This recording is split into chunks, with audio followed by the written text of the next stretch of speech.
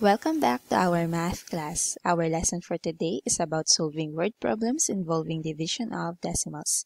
But first, let us identify the different types of decimal numbers, starting with the terminating decimal. A terminating decimal is a decimal in which the number of decimal places is finite, which means that there is an end to the division of the dividend and the divisor.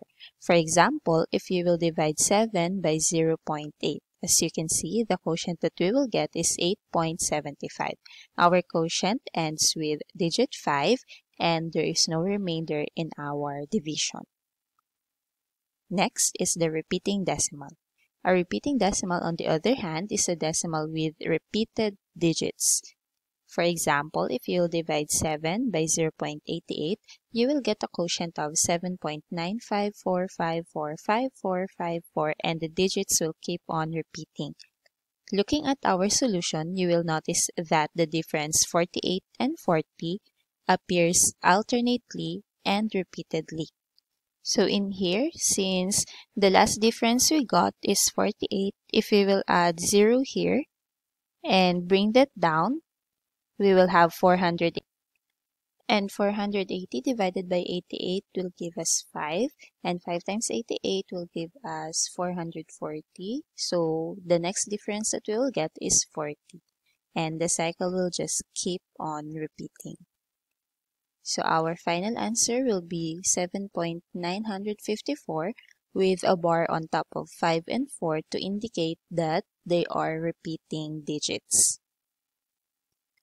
Next is the non-terminating decimal. A non-terminating decimal is a decimal in which the number of decimal places is infinite, meaning to say there is no end to the division of the dividend and divisor. A non-terminating decimal can also be repeating decimal. So just like the repeating decimal we had earlier, we can also consider that as non-terminating decimal. But not all repeating decimals are non-terminating decimals. Okay? So for our example here, 8 divided by 0.3 equals n. The quotient that we will get is 26.66666666 and so on and so forth. Okay, so just like the example earlier, since the digit 6 keeps on repeating, we will put a bar on top of it. So again, this is a non-terminating decimal because no matter how long we keep on dividing, we will still get a difference of 20 or a remainder of 20. So now let's proceed to some examples for word problems. And for our problem number 1, Anna bought 6 notebooks for 79 pesos and 50 centavos. How much did each notebook cost? In this problem, we are given the cost or the total cost of 6 notebooks. But the question is asking for the price of each notebook. So that means the operation that we will use is division. Okay, so for our solution, we will start with the equation. And that will be the cost of 6 notebooks divided by the number of notebooks there are to identify the price of each notebook. So let us solve. We will have 79.50 divided by 6. That will be 1, 6, 19, and that will give us 3, 18, and we'll have 15. 15 divided by 6 is 2. 2 times 6 is 12. Then we'll have 3. Then we bring down 0, and we will have 5. 5 times 6 is 30, and 30 minus 30 is 0. There is no remainder, so our answer is terminating decimal. Okay, and that will be 13.25. But remember, we're asked to find the cost of each notebook. So for our final answer, we will have each notebook cost 13 pesos and 25 centavos. So we have to label our answer properly. Now let's solve problem number 2. Nathan has a rectangular lot of 875.25 square meters. He needs to divide the lot equally among his 1 son and 3 daughters. How much of the lot will each receive?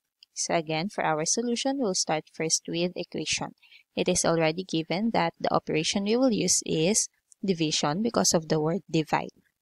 So we will have 875.25, which is the total square meters of land Nathan has, divided by his number of children, which is 4, because he has 1 son and 3 daughters. So this will be divided by 4. Okay. Now let's do the solution. So let us again divide 875.25 by 4. Okay, this will give us 2, 8, 7. Divided by 4 is 1. That will give us 4. Bring down 5. That will give us 8. 8 times 4 is 32. Then we'll have 2. Bring down 2. That will give us another 8. And 8 times 4 is again 32. Let's bring down 5. 5 divided by 4 is 1. 1 times 4 is 4. Then we'll have 1 here. We will add 0 and bring it down. 10 divided by 4 is 2. 2 times 4 is 8. We'll have a remainder of 2. So we need to add another 0 and bring it down. 20 divided by 4 is 5. And 5 times 4 is 20. 20 minus 20 is 0. Since we no longer have a remainder, there's no need for us to add another 0. But for our final answer, we have to put the decimal point in our quotient. So that means each of his child will receive 218,8125 square meters of land. Now let's have problem number 3. The class of 6H collaboration needs to cook 4.2 kilograms of porridge for their outreach program. How many street children can they feed if each cup of porridge weighs 0.12 kilograms? So again in here, since you are given the total kilograms of porridge they cook, and each cup of porridge should weigh 0.12 kilograms, it means that the operation that we will use is again division. So let's start with the solution. Okay, so the total kilograms of porridge they cooked is 4.2 kilograms. Then they should give 0.12 kilograms of porridge to each street children. So the operation we'll use is division. Now let us solve. Let's divide 4.2 by 0.12. Since our divisor is a decimal number, we need to make it a whole number by moving the decimal point twice to the right. So we'll also move the decimal point of our dividend twice to the right. So that means our new numbers now will be 42, or 420 rather, because we need to add a placeholder 0 here, divided by 12. Now let's solve. 42 divided by 12, that will give us 3, and 3 times 12 is 36. Okay, 42 minus 36 is 6. We bring down 0. 60 divided by 12 is 5, and 5 times 12 is 60. Okay. There is no remainder, so we'll stop right here. So as you can see, the answer is a whole number, and it should be a whole number because we are asked to find the number of street children. There's no such person as a half, so there should not be any decimal point here, okay? So it shouldn't be 35.5 because 0.5 would mean that there is a person which is only half, okay? So for our final answer, we'll have they can feed 35 street children. Now let's have problem number 4. John and his teammates have the following heights. Now the question is asking for their average height. So whenever you are asked to find the average, it involves addition and multiplication. Okay, so what will we add? We will add first the heights of each children. Okay, so that means we'll have 1.85 plus 1.94 plus 1.7 plus 1.51. Once we got the sum of their heights, that's when we will divide it by the number of addends we have. Since there are 4 addends, we'll divide the sum by 4 to get the average. Okay, so let's start first with the addition.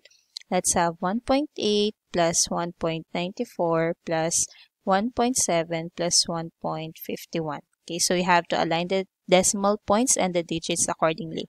5 plus 4 plus 1, that will give us 10. Then we have 10, 15, 25, 30. then we'll have 7.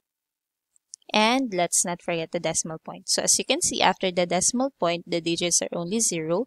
Since we're not talking about money, we can just remove these zeros here. So that means the sum of the heights of the 4 children will be 7. And 7 is what we will divide by 4 to get the average. So let's do the division. 7 divided by 4. That will give us 1. 1 times 4 is 4. And there will be a remainder of 3. So that means we'll add point and 0 here. Bring it down. 30 divided by 4 is 6. Or 7 rather.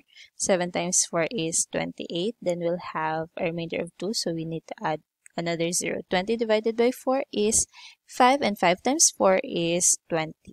Okay, let us not forget to put the decimal point in our quotient. So for our final answer, their average height is 1.75 meters. Next example. Rose has 5 kilograms of chicken feeds. If her chicken is fed twice a day and eats 0.25 kilograms of food each feeding, how many days will her chicken consume its food? So as you can see, we have here a keyword twice, which means multiplication. So for this problem, we will use two operations, which are multiplication and division. So let's write our equation first. Okay. Since Rose has 5 kilograms of chicken feed, we will divide it by the total consumption of her chicken each day. Okay. It's given that her chicken is fed twice a day and it's 0.25 kilograms of food. So that means we will need to multiply 0.25 by 2 because it says twice a day. Okay, so we'll need to know first how much does her chicken consume each day before we divide it by the total kilograms of chicken feeds Rose has. Okay, so let's start with multiplication first. That's why I enclosed it in a parenthesis. So let's have 0.25 times 2. 2 times 5 is 10. 2 times 2 is 4 plus 1. That's 5. 2 times 0 is 0. We have 2 decimal places. So the answer is 0.5. Okay, now for the next step, we will divide the total kilograms of chicken feeds Rose has by the consumption of her chicken a day, which is 0.5 kilograms. So let's start. 5 divided by 0.5. Move the decimal point once to the right to make it a whole number. So we will also move the decimal point of our dividend once to the right and add a placeholder 0. So our new numbers now is 50 and 5. 50 divided by 5 will give us 10. So that means it will take 10 days for her chicken to consume its food. And that's it for our lesson for today. Thank you for listening.